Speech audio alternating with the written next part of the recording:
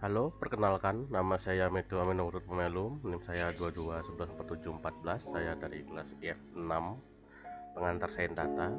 Hari ini untuk final project saya akan meneliti tema mengenai klasifikasi Android malware menggunakan Decision Tree.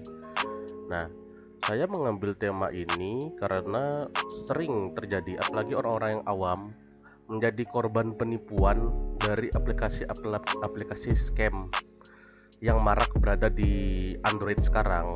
Kan untuk sistem Android sekarang itu akses ini mereka banyak, akses information mereka itu banyak. Mereka bisa akses entah lewat sosial media seperti WhatsApp yang berupa APK atau pesan SMS. Yang paling sering terjadi ini pesan SMS. Yang bikin kasihan itu ketika pesan ini kena ke orang awam, orang yang nggak tahu apa-apa, apalagi orang yang tua yang terkena ini. Jadi saya membuat klasifikasi ini untuk mengecek seberapa sering aplikasi bisa masuk dalam sebuah sistem Android. Nah, untuk dataset yang saya ambil ini saya mendapatkannya dari Tunbars University yang biasa meneliti masalah malware apalagi di bagian Android. Dari dataset ini nih udah banyak jalur-jalur mereka tuh. Ada yang lewat signature, ada yang lewat red SMS, red syntax, Android permissionnya. Jalur-jalur Android permissionnya tuh lumayan banyak untuk di dataset ini. Ada yang lewat browser, ini browser juga sering biasanya web-web malware seperti itu yang mengincarnya yang orang-orang awam. Ada lewat launcher, ada yang shortcut nih tuh. Ada yang shortcut, banyak untuk datasetnya. Jadi untuk memulai ini saya masuk ke utils.py. Nah, saya di sini saya ya install dulu untuk bagian moodlewatnya dan sql-nya, terutama Pandas karena memang harus menggunakan Pandas. Setelah itu saya muat datanya, dataset yang saya simpan ini saya muat ke dalam ini. Saya menggunakan fungsi Vilna. Fungsi Vilna ini saya gunakan untuk mencegah atau mengatasi missing value ya. Missing value itu berarti ya data-data penting itu nggak terbuang lah digunakannya itu. Nah, saya pakai fungsi untuk saya mengambil fungsi untuk mendapatkan statik. Di statik ini ya saya hitung untuk label-labelnya beserta kolom-kolomnya. Saya menggunakan percabangan if dan else untuk menghitungnya. Setelah itu saya buat visualisasinya untuk bagian tabel out itu dalam bentuk grafik. Nah, saya buat jadi dua grafik yang berbeda untuk distribusi kelasnya, entah apakah ini mengandung malware atau ini goodware. Goodware itu ya aplikasi yang aman, tidak mengandung malware berarti. Dan bar chart untuk fitur numeriknya, untuk fitur angkanya, presentasi angkanya juga. Nah, setelah itu saya latih model ini menggunakan Decision Tree. Decision Tree ini bagian dari Explainable AI. Explainable AI itu digunakan buat transparansi. Jadi nanti bakal ke transparan untuk data-datanya, apa yang dipilah dan apa yang dipisahkan, apa yang bagian malware, apa yang itu nanti bakal jadi transparan.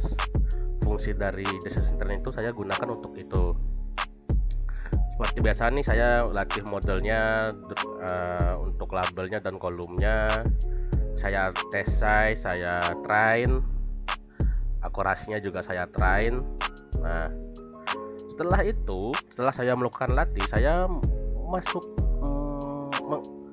mengupload ini ke main.py ya, main.py. Ini saya gunakan untuk mengupload hasil output.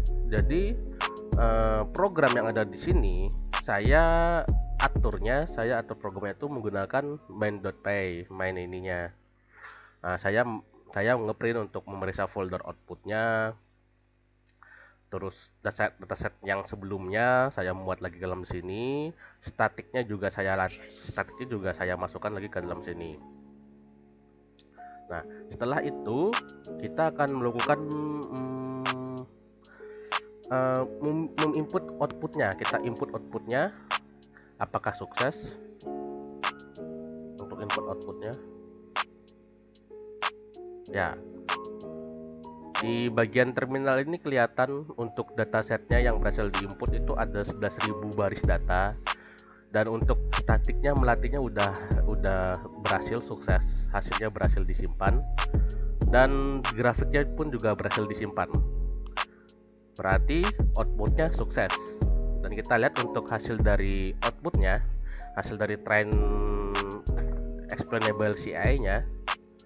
Nah, di sini dilihatkan dari 11.000 baris label ini, yang bandware atau yang unman itu ada sekitar 8.000 aplikasi atau 70%. Sedangkan yang mengandung malware itu ada 3.000 lokasi. Banyak banget. Bayangkan kalau aplikasi ini kena masuk ke orang-orang awam yang mereka bukannya selesai itu kan.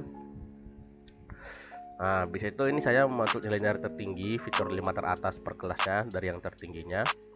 Dan untuk akurasi modelnya itu ada di 89%, 89,9%.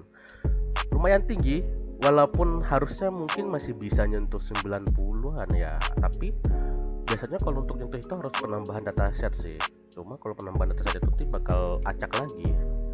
Untuk sementara ya angka 89% ini lumayan tinggi, dan presisinya itu bisa dilihat untuk support malwarenya, segala akurasinya juga ditampilin.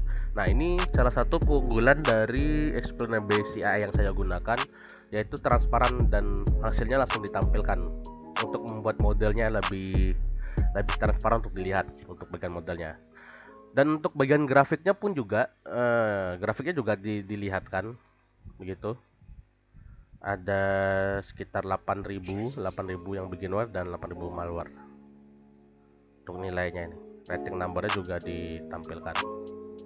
Ya, mungkin untuk pengerjaan program saya mengenai final project ini cukup sampai di sini, dan mudahan jika ini berlanjut dapat menguntungkan orang-orang awam yang sering mengalami masalah, menjadi korban scam dari aplikasi malware yang ada ya. Untuk itu saya sekali lagi, nama saya Meteo Amino Putut Pamelum, NIM saya 22.11.4714. Saya kelas IF6, pengantar sains data. Pamit izin diri. Terima kasih.